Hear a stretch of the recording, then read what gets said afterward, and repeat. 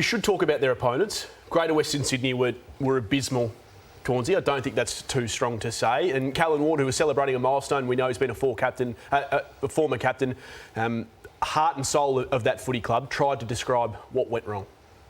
We did overuse the ball today, and I think that's on the back of their defence, but we did, fumble a few times. We probably gave a few handballs that weren't there, and it's one of many areas that we need to improve on, and obviously teams are trying to play that really good in-your-face defence and that pressure game, and Richmond are probably one of the best teams at it, and it's hard to play against, but we have to get better because every team's doing it. Yeah, it was certainly as poor a performance as I've seen this year, and some of this vision is damning. There is a captain of the club, Stephen Coniglio, early on in the second quarter. Yes, it's a hot day at the MCG, but you need to chase, you need to put more pressure on than that, and there was clip after clip. Highlight Castagna here. This is what Richmond have built their dynasty off. Tackle there, goes again, tackle. Both Taranto and Castagna on the ground. Who gets up first? Well, it's Castagna. Look at Taranto there. Where's the effort from the Giants players? That is as damning as you can get in the review for the Giants on Monday, Lordo, and it happened clip after clip. This is a held-up ball from a 50-metre penalty. How can you have Josh Kelly on Soldo there? How could they not be more organised in defence than that? And this one, Lordo, out of the centre bounce. Just have a look. There's fumbles. They got time. They got space. No one coming at them. Frontal pressure. Average kick there from Cochin. They gather. They fumble again. This is amateur stuff. It is a good pick up there on Kane. I know they'd be disappointed themselves with what they dished out. But what would be frustrating if you're a supporter of the Giants or them internally is some games when they go attacking sides, they can get up in finals. We've seen it. What they did to Bontempelli. They can be ruthless. They're ruthless. They go up. I've seen them attack Sam Welsh. And they've won games and they've gone up against it with worse sides than that. And they've played really, really well. But then other games like that, there's just nothing to them. So why can't they find that consistency? Kane mentioned two of their leaders just then in Josh Kelly and Stephen Coniglio. And of course, their other leader won't be back till round 6.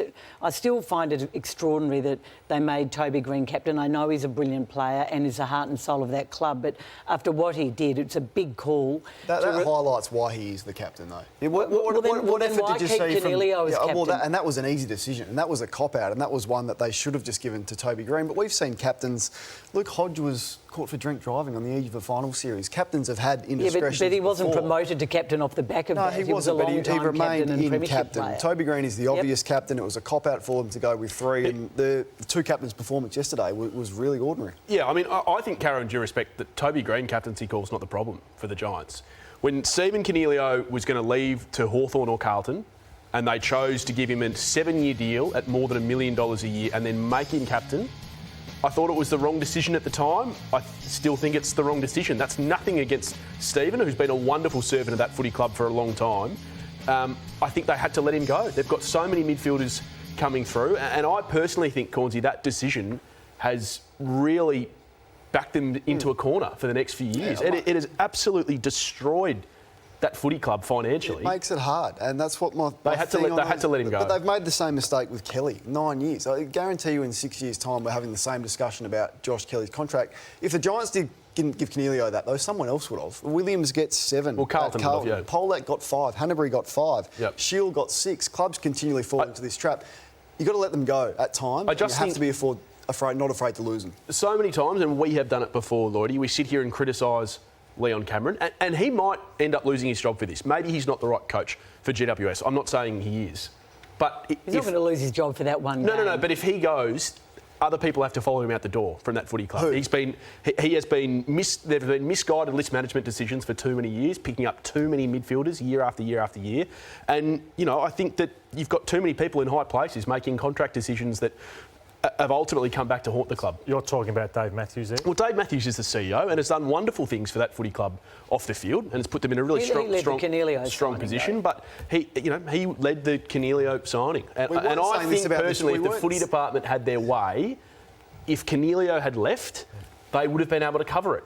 We weren't saying this about the Giants last year. I think it's 2 games in. They were phenomenal last year, what they did with the injuries. I'm not writing them off, but we weren't having this conversation. It's easy to have this conversation now. That was a really shocking performance. But he is under pressure, Leon, you'd have to say. If he doesn't perform well and make the finals this year, he's out of contract, isn't he? He seems to be under pressure every year. Yeah, I think most coaches are. And I think when you've been in the job for 9 years, Kane, you are going to be, when you're out of contract, and you're coaching a side. He's got to a lot of finals. He does it every year for them.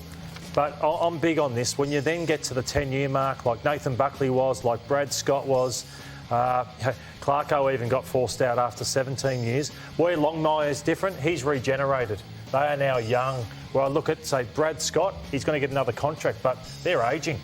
Chris Scott, yep. Yeah, Chris Scott, Adam Simpson. So you think they should turn coaches over in a shorter period of time? Well, I've seen the response to early in the season, and there are sugar hits, and I've seen guys like David Teague as a caretaker.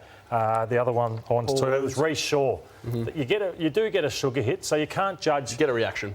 For more, probably have to judge over a 2-year period whether a guy can really coach, maybe 3 years. But I think players do get tired of the same voice over and over and over again. So what do you say about Damien Hardwick at Richmond? Because he's been there that long. I know he's got a lot of premierships. Yeah. He was about year 9, was he? Yeah. Year 9 and a lot of draft picks and things like that. Premierships buy you time. They do buy you time. Yep. So I'm not suggesting he should go. So the Chris Scott one did surprise me, personally, that at 9 years or 10 years to get a 3-year deal when really the list, where's it currently at?